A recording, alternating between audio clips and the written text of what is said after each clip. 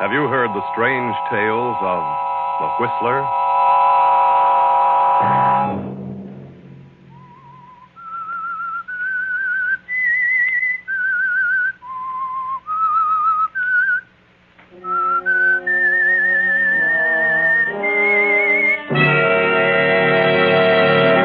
I'm the Whistler.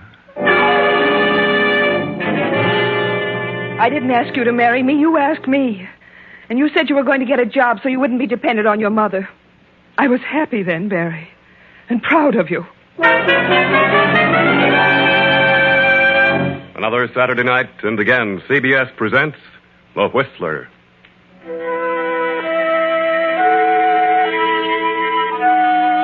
I, the Whistler, know many things, for I walk by night.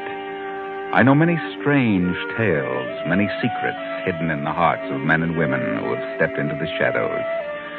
And so I tell you tonight the weird story of the man who waited. A huge estate spreads out before you, the ancestral home of the Bartletts, set amid the peaceful New England countryside. The war has not yet come. It is 1937. The estate is ruled by Lydia Bartlett, a cold, cantankerous woman ill with heart trouble. Into this unhappy setting has come young Genevieve Garrison to act as secretary companion to bedridden old Lydia Bartlett. Lydia has but one child, a son, Barry, recently returned from a tour of Europe. The handsome young Barry is immediately attracted to lovely Genevieve, and after a month has passed... Genevieve, where are you? I'm up here, Barry. Oh, I've been looking all over for you. So this is your hiding place. No one ever comes up here, except the birds. It's mighty windy up here in the tower. I love it. It sings to me. Yeah? You're a strange girl. You know, I think you're part of this wilderness. Some wild thing that shows itself for an instant and then disappears. That's your charm for me, Genevieve. That unattainable wildness that lures me. Please, Barry. Oh, I know Mother'd have a fit if she knew I were in love with you. Then you must be sensible, Barry. After all, she controls the estate. And you'd have nothing if you were to make her angry. Your eyes are almost black when I see them so close. Are you frightened, Genevieve? No. That is... Your heart's beating so fast. I know. Let me go, Barry. Are you frightened? Or is it that... Yes, I am frightened. Will you marry me, darling? Barry. I mean, would you marry me if I were able? Yes, Barry, yes. You know that. I'll have to find some sort of a job if we marry. Mother would cut me off in a minute. You know how she feels about marriage. Yes. We'd best forget about it, Barry.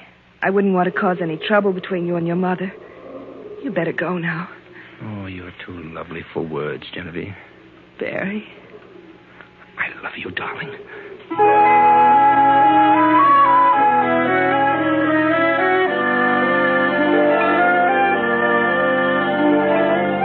And so 3 months pass by. Then one day, Genevieve steps into Lydia Bartlett's bedroom. Did you call me, Mrs. Bartlett? I certainly did. Where have you been? Put the pillow behind my back and lift my head a little more. There. Is that better now? Yes, it'll do. I want to talk to you.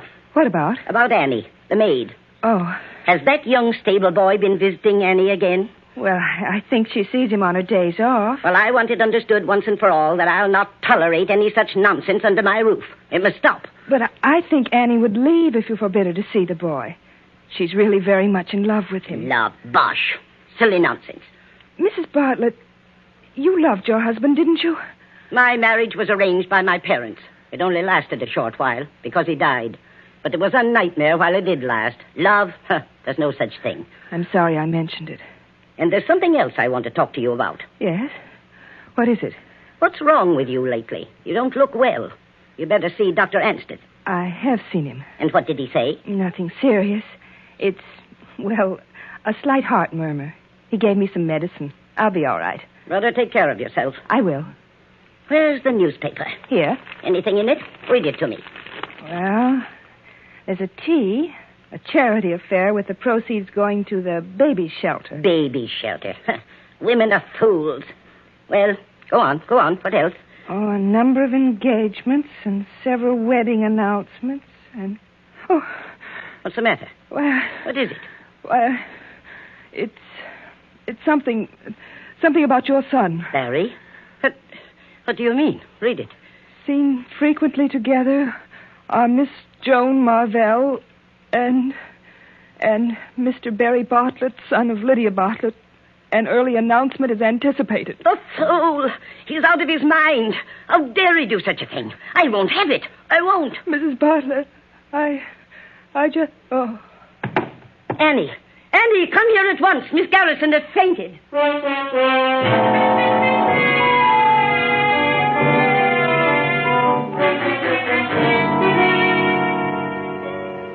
How are you feeling, Genevieve? Mother said you'd been ill, that you had some sort of an attack. It wasn't anything.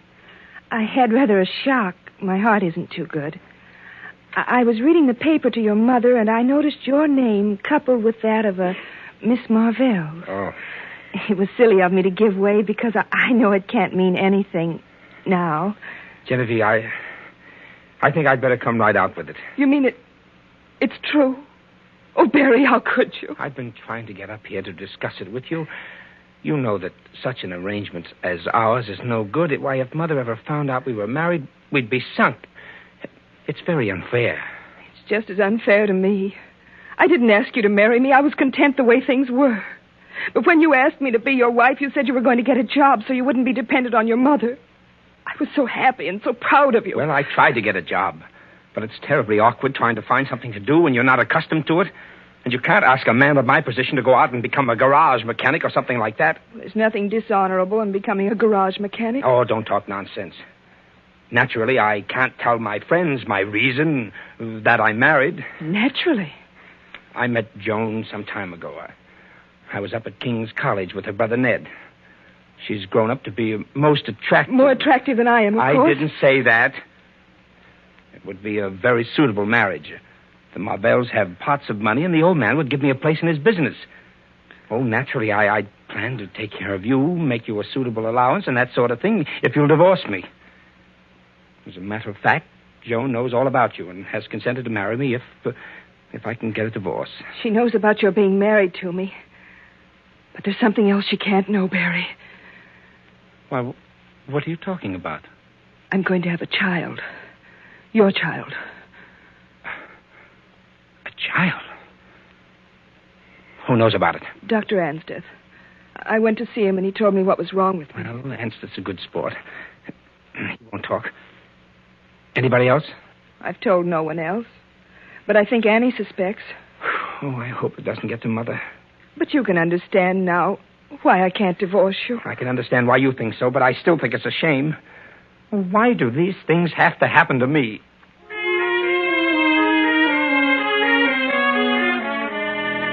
Why do these things have to happen to you, Barry? But yours is no great tragedy, though you think yourself so ill-used. The harm that is done is not to yourself, but to the woman who loves you so dearly. And can you be sure she won't tell your mother? Is there anything else you want, Mrs. Bartlett? Yes, Annie. You're not to let that Joe Moberly into the kitchen. Is that clear? I'll not have that sort of thing going on in my house. I'm not seeing Joe in the house. And when I see him open and honest, like respectable people. I'm not the only person in this house that is a gentleman friend either. Well, I'd like to know who that person is. I'm not saying anything against anybody. Only, if I can't see my Joe that keeps his distance and knows his place, why should anybody else be allowed to have a man in this house? Ask Miss Garrison to come up here at once.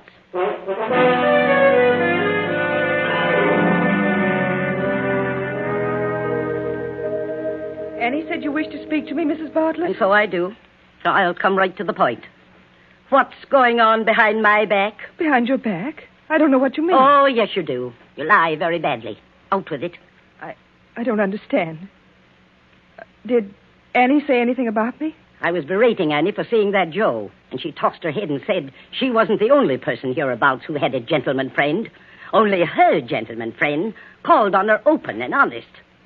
Well, is there anything to what she says? Yes. I have a gentleman friend, as Annie puts it so elegantly. I have more than that. I have a husband. A husband? Your son, Barry. Barry. Barry, you're lying. You're lying. He wouldn't dare. He knows what he means to me. He couldn't do this to me. It seems he did, Mrs. Bartlett. Then you tricked him into it. Of course you would say that. But I did nothing of the sort. I loved him. He asked me to marry him so he might free himself of your hold on him. Barry did that? I'll not believe it. Of course you won't believe it. You don't know the meaning of love. What a way to talk to me. I'll not tolerate it another moment. You'll have to tolerate it, because there's no way of your stopping me. I learned something else from Barry. He has one side to his nature which he takes from you. What do you mean? I married him because he wished it. He was going to find a way that we might live together openly. But Barry found he couldn't do what he said he would do. He found an easier way to live, through another woman who could keep him in the style to which you had accustomed him. So he told me this, expecting I would forego my claim to him. Divorce him? I would have released him. But there was another whose claim was greater than mine. His child. Oh, disgraceful. Under my very roof. I can't endure any more of this. I'll call my lawyers. I'll cut him off without a cent. My medicine. Medicine. Oh.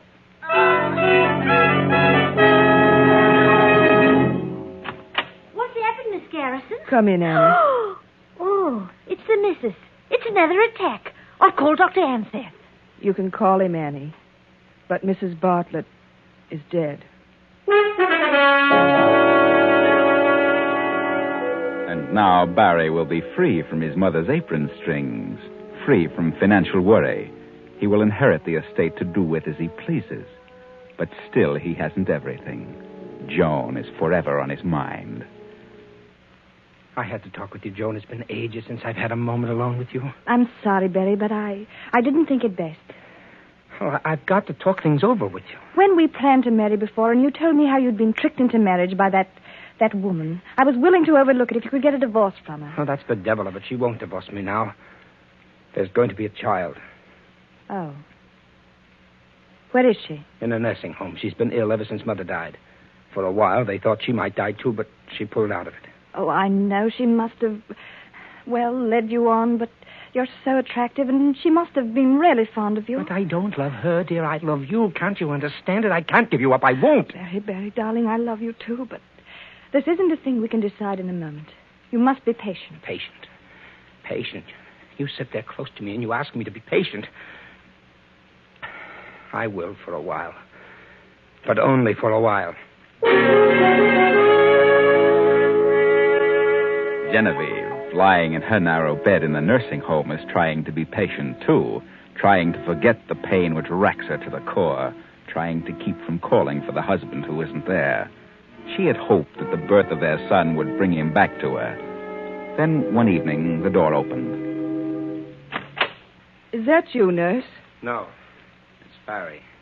They said I might see you now. Barry. Oh, why haven't you come before? I've wanted you so. There, now. Don't go on like that. I've had quite a lot of business connected with the estate, which took me away for a bit. They sent me a wire about the baby, and I came as quickly as I could. Have you seen him? Yes, rum little Dickens. Babies all look alike. Well, you'll be as fit as a fiddle before long, and after you get out of here, there's some things that must be straightened out. What things straightened out? I don't understand. Oh, things. I'll see about a house for you and the baby, and... For me and the baby? What about you? Aren't you going to live with us, Barry? No, you see, I... Barry, that girl. Are you still in love with her? Well, yes, I am. I thought when the baby came it would be different.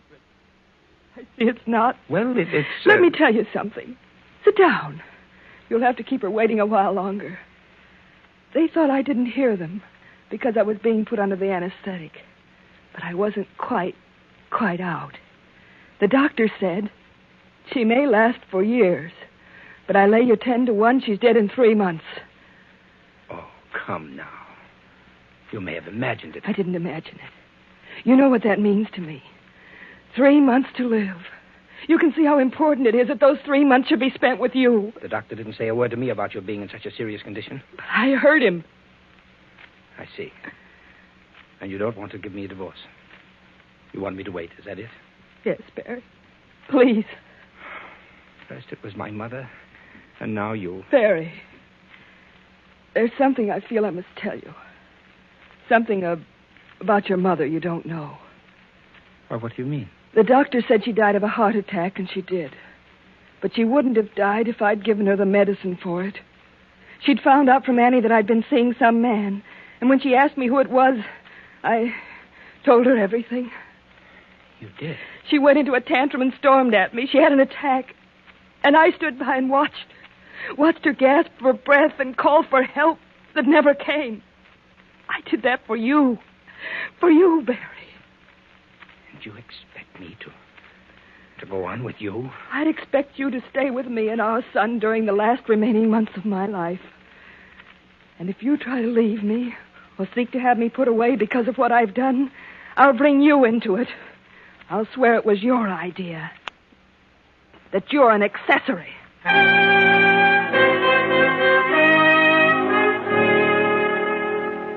The months go by. 1, 2, 3. And Genevieve, remembering the conversation which she had overheard between the doctor and the nurse, cannot believe it when she finds herself unmistakably improving in health. Well, Genevieve, you'd had a rather severe time of it before the baby came, and you were quite run down. But you've done very well. You must watch your heart, though. Avoid any strenuous activity and keep as calm as possible.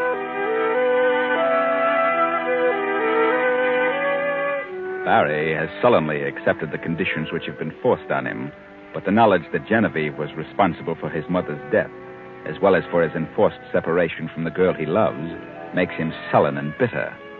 There's no happiness for either of them in this unnatural arrangement, but Genevieve holds him with her constant threat.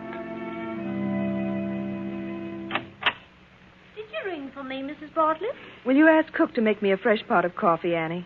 This tastes very bitter. Yes'm, but Cook won't like it. Well, I can't drink this. It tastes as bitter as Never mind. Don't take it back. Leave it. Yes'm. It's odd, but I could have sworn it tasted bitter like... But it couldn't. Oh, good morning, Barry. Good morning. I'd offer you some coffee, but it's not so very good. No, thanks. I'll just have a look at the paper. I had coffee in my room. Oh? Since when do you do that? What? Since when do I do what? Have coffee in your room? I did this morning. Was it this same pot? Well, it might have been. I don't know. I never noticed. Why? Did you notice it was quite bitter? I can't say that I did. Might have been standing too long. The cook should have sent you some fresh coffee. Get after her about it. Yes. It might have been standing too long. It might have been standing too long, but you don't think so, do you, Genevieve? Not when you know how your husband bitterly resents his enforced stay at your side. How he wishes the doctor's prognosis of your case had been fulfilled. If only there was some way to break up this infatuation with Joan before it's too late. Why not call Joan? Talk to her yourself. Miss Joan Marvell, ma'am. How do you do, Miss Marvell? Come in, please. Thank you. That will be all, Annie. I suppose you're wondering why I sent for you. Yes, I was a bit surprised, to say the least. I want to talk to you about Barry. Barry's my husband. We have a child, as you know. This is his home, and I've done everything possible to keep him here where he belongs.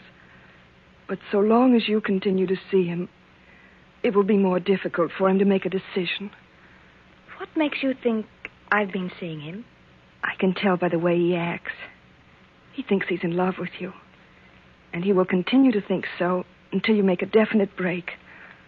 Well, Mrs. Bartlett, I've not been seeing Barry. He's tried to reach me many times, but I've purposely avoided him. Are you sure? Yes, because I'm going to be married to someone else. So you have nothing further to worry about. Does Barry know this? No. Then why haven't you told him? I intend to tell him today. I wish you would.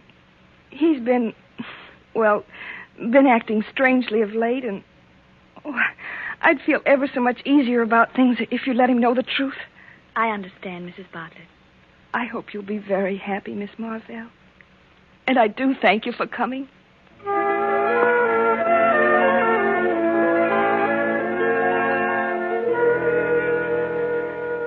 you see, it's all all for the best, Barry. You don't mean that, Joan. Until I talked to her, I was really undecided about marrying Roger Hedden. But now I know what to do. She's a lovely woman, Barry. The most tragic eyes I've ever seen in my life. You must go back to her. She wants you, needs you. You must forget about me. So she sent for you, did she? Yes. She thought she was being clever. Oh, why doesn't she give up? She knows how I feel. I do wish you hadn't gone to her. I'm glad I did. I know now what to do. And having seen her, talked to her, I understand you so much better. Understand me? Yes. I think you know what I mean. Goodbye, Barry. No, please. Joan, please, wait a minute. You don't really love this, Roger. You're doing this just because of Genevieve. You must think of yourself. Think of me. Hold your decision for a few weeks. Why? Well, something may happen. I mean, well, if you'll just wait a bit, the picture may change for us. How do you mean? How could that be possible now? Promise me that you'll wait. What are you thinking, Barry? Why, nothing. I just want you to wait. She said you'd been acting odd. She's imagining things. I'll have to hurry now or I'll miss my appointment. Goodbye. I said goodbye, Barry. Oh, yes. Goodbye, Joan.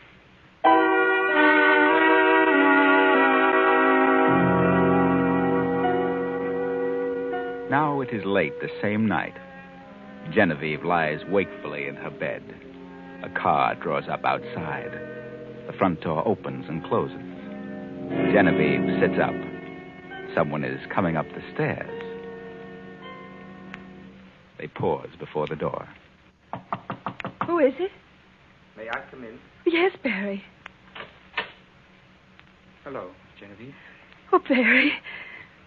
I'm sorry to disturb you at this time of night. How do you feel? Why, I feel much better, Barry. Well, Joan told me that she had talked to you this afternoon. Yes, Barry. We're all washed up, you know. She asked me to come back to you. Oh, Barry. If you only would. There's a lot of unpleasant memories between us. I try to make you forget them, Barry. I had decided to go to California. Oh, Barry, please don't. Stay with me. I need you, darling. Please don't go. All right, Genevieve. If that's the way you want it. Barry, you don't know what this means to me. We'll really be together again. You and the baby and me.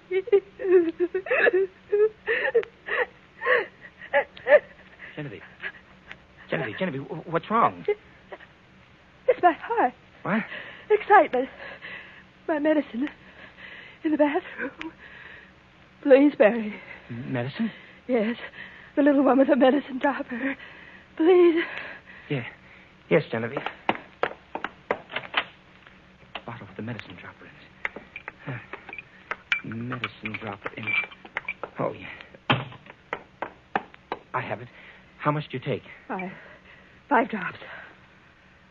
1, 2, 3, 4, 5. There you are. Thank you, Barry. Oh, you'll be all right now, Genevieve. You'll be all right in a few moments. I'll stay in the other room tonight. Barry. What is it? That bottle. That isn't my medicine. What? No. Look. Look at the label.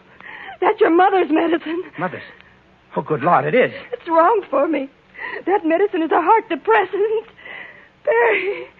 Barry. What have you done? I can't breathe. Can't. Genevieve. Genevieve!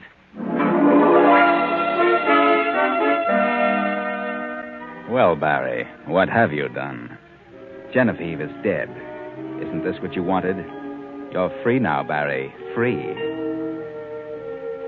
Then, 45 minutes later, Dr. Anstead hurried into the bedroom. Well, Barry, what is it? What's happened? I don't know, Doctor. This is the way I found her. Well, not sign of a pulse. Poor girl. I can't understand it. She'd improved so much.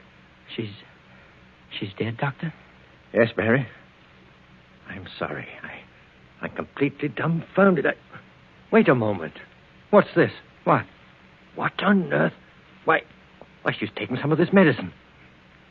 Good heavens, yes, I can smell it in the glass. Well, what's wrong, sir? This isn't her medicine. I prescribed this for your mother. My mother? Genevieve's heart needed a stimulant. This induces the opposite reaction. Oh, she took this by mistake. By mistake? But how on earth could... Well, there's nothing we can do for her now. What time did you say you came into the room, Barry? Why, just a few moments before I called you.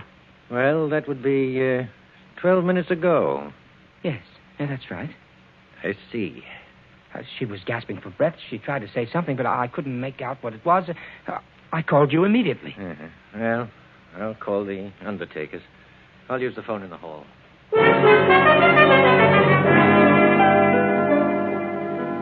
The body's in this room, Mr. Andrews. Come in. Thank you. Barry, this is Mr. Andrews. Oh, how do you do? How do you do? Mr. Andrews is a police inspector. What? Why the police? I thought you called the undertaker. Not yet. Well, why the police? Barry, here's a letter your wife gave me not so long ago. It says on the envelope, to be opened at my death. A letter? Yes, I'll read it to you. Dear Dr. Ansteth, for many months now, my husband has been in love with another woman. I refuse to give him a divorce. Lately, he's been acting in a strange manner. I know he wants me out of the way. I know he has tried to poison me. I've hoped and hoped that I could bring him back to his senses. But now I'm afraid it's too late. If my death occurs, I want you to investigate the circumstances thoroughly. Signed, Genevieve Bartlett. But that's ridiculous. I never thought of such a thing. It's all pure imagination. I came back here tonight to stay. I realized what a fool I'd been, and that letter doesn't prove a thing. It proves a motive. And furthermore, you lied about the time you found her. Lied? You said you came into this room 12 minutes before I arrived. You said she was trying to speak, and that you called me at once. 12 minutes elapsed from the time you found her till I came. Yes, that's what I said. But she had been dead almost an hour when I saw her. What? You waited, Barry. Waited till you were sure she was dead. Then you called me. No. Wait a minute, Doctor. I can explain. You can explain down at headquarters. Come on.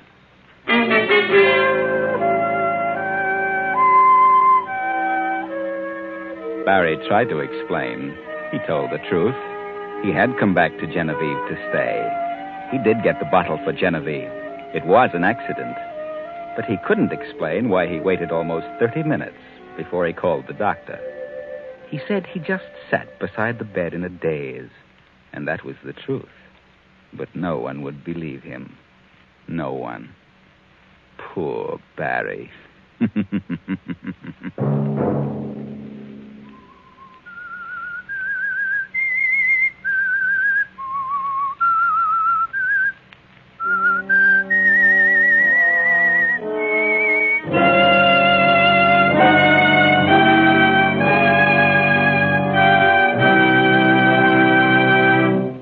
CBS has presented The Whistler.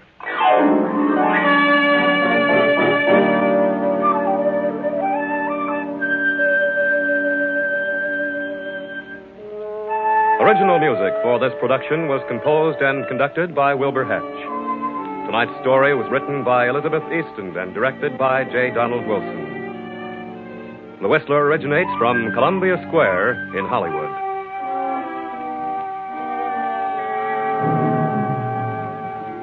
Next week, same time, I, the Whistler, will return to tell you another unusual tale. Good night.